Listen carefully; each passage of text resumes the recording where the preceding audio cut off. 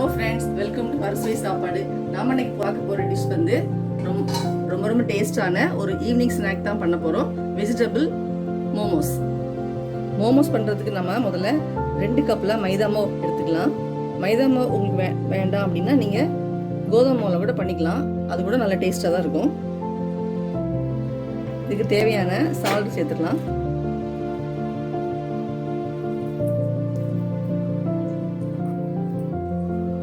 2 spoon oil சேர்த்துக்கோங்க. நானே refined oil சேர்க்குறேன்.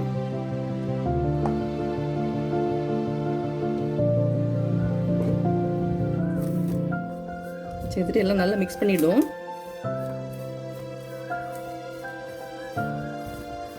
இனி லைட்டாக தண்ணி தெளித்து நம்ம சப்பாத்தி மாவு பதத்துக்கு நம்ம இந்த மாவை பிசைஞ்சு எடுத்துக்கலாம்.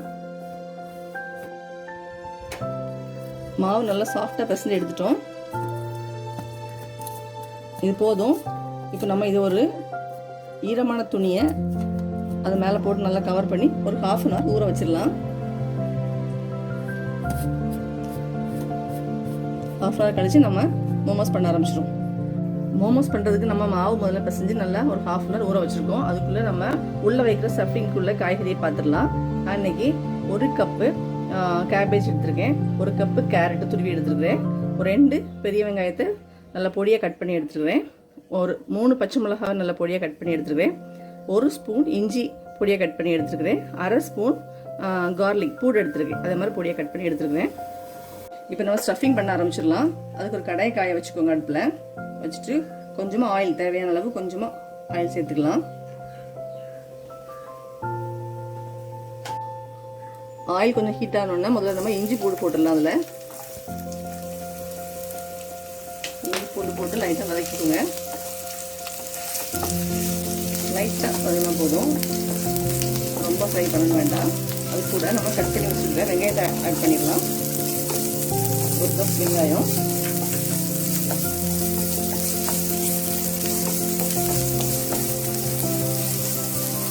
அது கூட நம்ம கட் பண்ணி வச்சுருக்க 3 பச்சை மிளகாய் சேர்த்துடலாம்.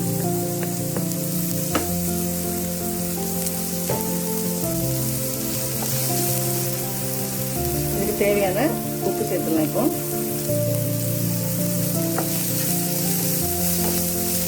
வெங்காயம் கொஞ்சம் நம்ம காய்கறி சேர்த்துடலாம். வெங்காயம் நல்லா வதங்கிட்டு இப்போ நம்ம கட் பண்ணி வச்சுக்கிற காய்கறியை சேர்த்துடலாம்.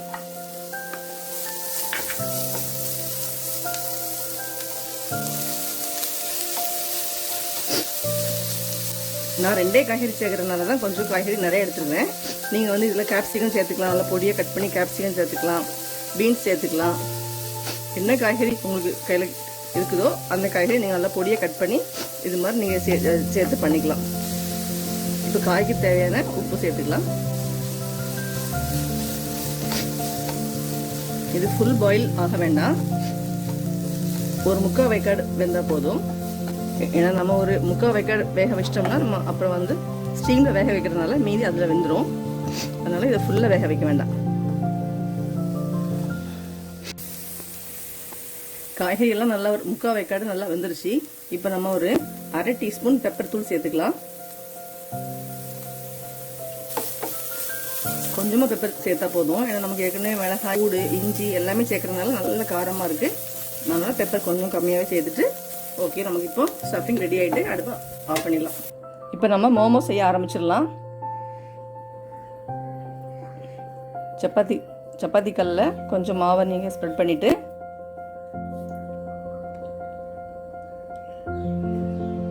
ஒரு உருண்டையில் வச்சு நம்ம வந்து தேய்ச்சிடலாம். சப்பாத்தி மாதிரி தேய்க்க வேண்டியதான். ரொம்ப பெருசும் வேண்டாம், ரொம்ப பொடியும் வேண்டாம், கொஞ்சம் மீடியமோட கொஞ்சம் சின்ன சைஸ் எடுத்துக்கோங்க. இந்த அளவில் நம்ம சப்பாத்தி மாதிரி குட்டி ரவுண்டாக போட்டுக்கோங்க. முதல்ல பண்ணி வச்ச ஸ்டஃபிங்லேருந்து 1 ஸ்பூன் எடுத்து அதுக்கு மேலே வச்சு ஒரு முனையை மட்டும் லைட்டாக தூக்கி நம்ம ஃப்ளீட்ஸ் வைக்கிற மாதிரி அந்த மாவை வந்து மடக்கி அப்படி கொண்டு வந்து கொஞ்சம் ப்ரெஸ் பண்ணி அப்படி கொண்டு வந்து ஃபுல்லாக மோமோஸ் ஷேப்பில் நம்ம அதை கொண்டு வந்துடலாம்.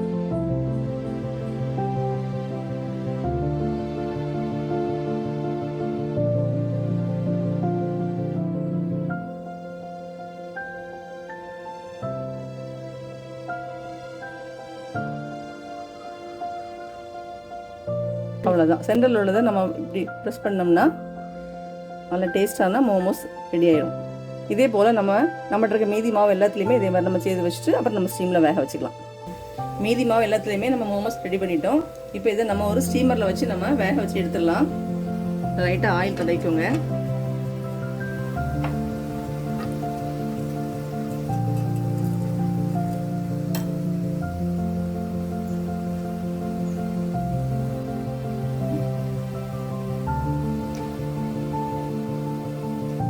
ஸ்டவ்வை மீடியம் ஃப்ளேமில் வச்சுக்கோங்க.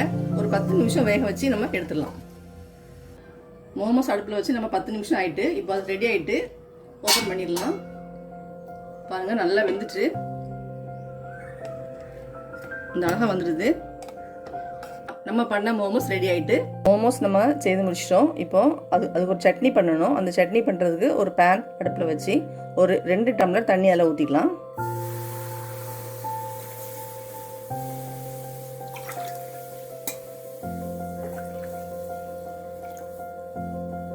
அந்த தண்ணியை வந்து லைட்டாக பாயில் ஆகட்டும். தண்ணி நல்லா சூடாயிட்டு இப்போ அதில் நம்ம ஒரு 4 தக்காளியை இப்படி கட் பண்ணி அதை நம்ம வேக வைக்கணும். 4 தக்காளி ஆட் பண்ணிக்கலாம். 4 தக்காளி கூட ஒரு 5 காஞ்ச மிளகாய், ஒரு சின்ன துண்டு இஞ்சி, ஒரு 2 பல் பூடு, இது இவ்வளையும் சேர்த்து நம்ம நல்லா வேக வச்சுக்கலாம். ஒரு 10 நிமிஷம் ஆகும் இது வேகிறதுக்கு. 10 நிமிஷம் ஆனதுக்கப்புறம் நம்ம அந்த சட்னி அரைச்சி எடுத்துருவோம்.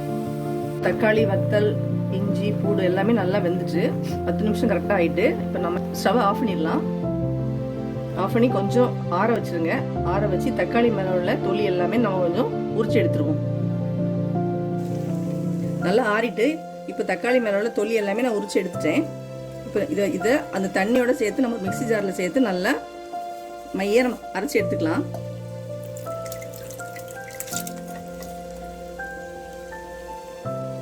மிக்ஸியில் சேர்த்துட்டு அது கூடவே கொஞ்சமாக உப்பு,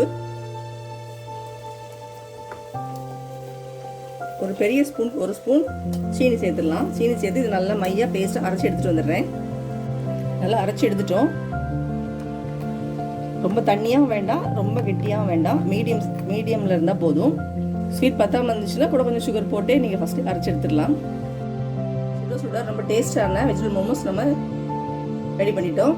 இதை வந்து இந்த சட்னி கூட சாப்பிடும்போது செம்ம காம்பினேஷனாக இருக்கும். சட்னியோட அந்த ஸ்வீட்டு, அந்த காரம், உப்பு எல்லாம் சேர்த்து நீங்கள் சாப்பிடும்போது ரொம்ப ரொம்ப டேஸ்ட்டாக இருக்கும். நீங்கள் கண்டிப்பாக ட்ரை பண்ணி பாருங்கள். இது கூட நீங்கள் வந்து மயோனைஸ் வச்சும் சாப்பிட்லாம், அதுவும் ரொம்ப டேஸ்ட்டாக இருக்கும். இந்த ரெசிபியை கண்டிப்பாக நீங்கள் வீட்டில் ட்ரை பண்ணி பாருங்கள். இது பிடிச்சிருந்துச்சுன்னா என்னோட சேனலுக்கு கண்டிப்பாக சப்ஸ்கிரைப் பண்ணுங்கள், லைக் போடுங்க, உங்கள் ஃப்ரெண்ட்ஸ் எல்லார்ட்டையுமே இதை வந்து ஷேர் பண்ணிக்கோங்க. பக்கத்தில் உள்ள பெல் ஐக்கானையும் கிளிக் பண்ணிக்கோங்க. இன்னொரு சமையலில் சந்திக்கலாம். நன்றி, வணக்கம்.